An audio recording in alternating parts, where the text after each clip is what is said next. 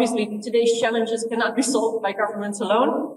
And governments are oftentimes not fully up to speed with important developments that are taking place. And I think that the profound reconfiguration of the financial sector that we're going through is one such example.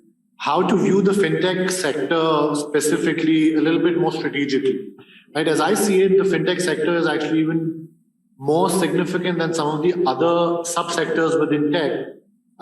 Because as I see it, finance and tech are really the two main factors of production in the global economy today, right? And so we have to see them from that perspective. I think prior to the last several decades of the tech revolution that we've been going through, finance and capital had played a big role in the economic growth of Western Europe and the US and other economies that had adopted capitalism as a mode of economic production. Afterthought. And also empowering consumers with access to data.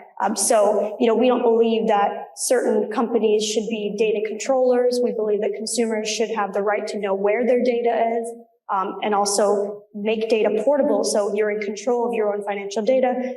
In the future, with open finance and things like this will also empower consumers to compare prices, have more transparency over where the best deals are. And so I think that's a really important one. Like India historically has not struggled from, ease of payments, unlike other markets, right?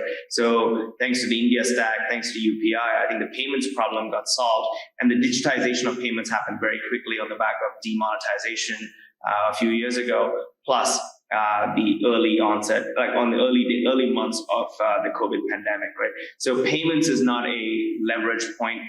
Credit definitely is. Credit is still a big pain point of the country.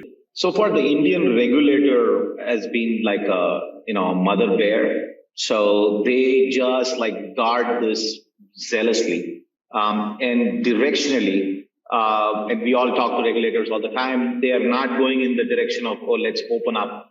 It's more in the direction of, let's close up. So this is always a battle, and it's got a lot of pros and cons. And those of us who run and started businesses in India, the regulations are painful, and they definitely stifle innovation in a lot of ways.